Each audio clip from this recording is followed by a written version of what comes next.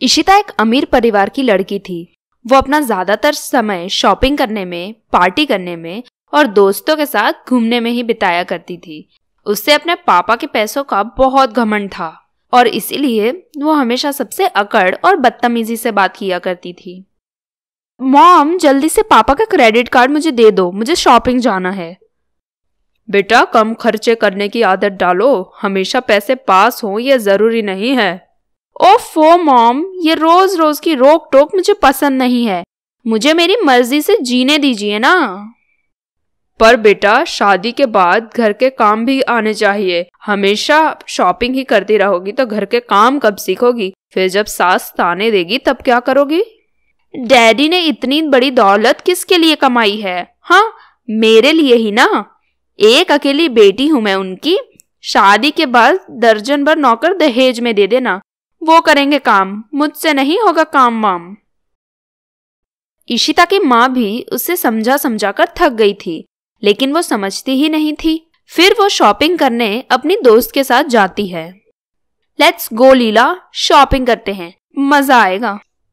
इशिता और लीला आगे बढ़ते ही हैं कि सामने से रोहित नाम का एक लड़का आकर इशिता से टकरा जाता है और इशिता की शॉपिंग बैग नीचे गिर जाती है। आर यू ब्लाइंड और व्हाट? अंधे हो क्या? सारा सामान गिरा दिया मेरा। सॉरी, ये तो गलती से हो गया। अब मैं क्या करूं, सामने तुम खड़ी थी तो। एक तो गलती, ऊपर से हंस रहे हो, बेशरम कहीं के। अरे अरे, अपना मूड जरा हल्का करो, ज्यादा रूड होने की जरूरत नहीं है। जानबूझकर नहीं टकराया हूं तुमसे। चुप रहो, तुम जैसे रोड साइड लोगों से बात करना तक मुझे पसंद नहीं है। गेट आउट ऑफ माई वे, हटो रास्ते से। फिर इशिता मॉल में जाकर बहुत सारी शॉपिंग करके घर आती है। बेटा, इतना खर्चा करना अच्छी बात नहीं है। अपनी आदतें सुधारो। हमेशा पैसे रहेंगे ये जरूरी नहीं है। फिर से नहीं, प्लीज। आज मेरा मूड आपका लेक्चर सुनने का बिल्कुल भी नहीं है। अगर आपको लेक्चर देना है तो आप जाकर किसी और को लेक्चर दीजिए, बट मेरा सर खाना बंद कीजिए। यूं ही कुछ दिन बीत जाते हैं और एक दिन इशिता अपने पापा की ऑफिस में उनसे थोड़े पैसे लेने जाती है। डैडी, माय लवली डैडी, आप कितने प्यारे हो डैडी। आपके जितने प्यारे डैडी तो और कोई नहीं है डैडी। अरे बेटा, मस्का लगाना बंद करो और ये बताओ तुम्हें क्या चाहिए। ओ डैडी, आप तो कितने इंटेलिजेंट हो, मुझे कितने अच्छे से जानते हो। Now give me your card, मुझे शॉपिंग जाना है। आपके कार्ड के बिना शॉपिंग में मजा ही नहीं आता। ठीक है, ये लो मेरा क्रेडिट कार्ड, कर लो जितनी शॉपिंग करनी है। इशिता कार्ड लेकर जा ही रही होती है कि उसके सामने रोहिता खड़ा होता है। यू रोड साइड मवाली, तुम यहाँ क्या कर रहे हो? मैं यहाँ काम करता हूँ, और तुम यहाँ क्या कर रही हो? ये मेरे डैडी की ऑफिस है, मतलब मेरी भी ऑफिस हुई, और तुम जैसे रोड साइड लोग यहाँ घूमते हो। How rude. तुम कितनी बदतमीज हो। तुम्हें क्या कभी किसी ने तमीज नहीं सिखाई है? इशिता के पिता खड़े खड़े दोनों की बातें सुन रहे थे। फिर वो दोनों से पूछते हैं, क्या तुम दोनों एक दूसरे को जानते हो? डैडी, ये वही आदमी है जिसने मेरा शॉपिंग का सारा बैग गिरा दिया था, जिसकी वजह से मेरी क्रिस्टल की वॉच टूट गई थी। सॉरी सर, पर आपकी बेटी बहुत बदतमीज और घमंडी है। इस जितनी बदतमीज लड़की मैंने मेरी जिंदगी में आज तक कभी नहीं देखी। दोनों की नोकझोंक देखकर इशिता के पिता मन ही मन सोचते हैं, अगर मेरी बेटी इस रोहित से शादी कर ले तो मुझे लगता है कि वो जरूर सुधर जाएगी। उसका घमंड अपने आप कम हो जाएगा। मुझे इन दोनों की शादी करवा देनी चाहिए। फिर कुछ समय बाद इशिता के पिता के कहने पर रोहित और इशिता की शादी हो जाती है और इशिता अपने ससुराल चली जाती है।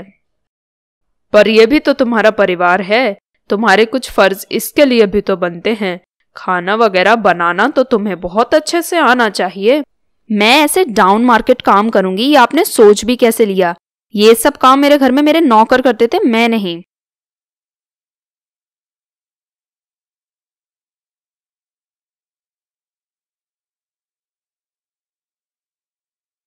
Whatever, फैमिली होगी आपके लिए, मेरे लिए नहीं है।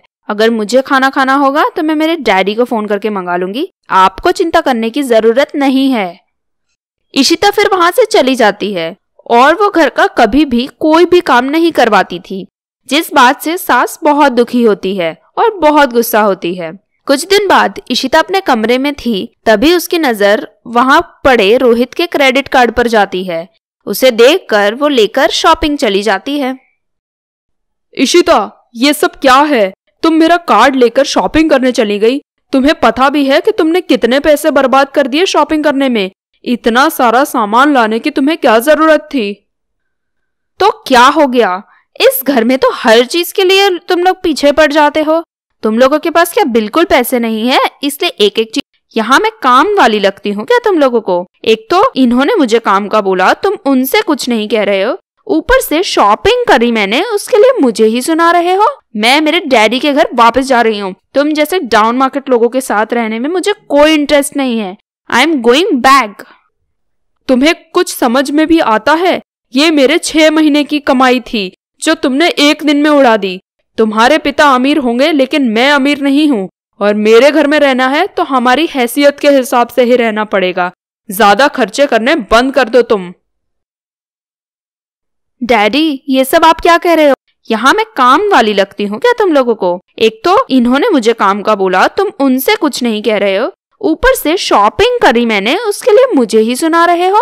मैं मेरे डैडी के घर वापस जा रही हूँ। तुम जैसे डाउन मार्केट लोगों के साथ रहने में मुझे कोई इंटरेस्ट नहीं है। I am going back. हाँ तो चली जाओ अपने पिता के घर, कोई जरूरत नहीं है फिर यहाँ वापस आने की। इशिता फिर अपने पिता के घर वापस आ जाती है, लेकिन उसके पिता उसे वहां रुकने से मना कर देते हैं। डैडी, ये सब आप क्या कह रहे हो? मैं यहाँ नहीं रहूं तो कहाँ जाऊं? आप मेरे डैडी हो, मैं यहीं रहूंगी। मैं कहीं नहीं जाने वाली यहाँ से। नहीं बेटा, अब मैं तुम्हें यहाँ नहीं रख सकता हूँ। तुम शादीशुदा हो, तुम्हारी सही जगह तुम्हारे ससुराल में है।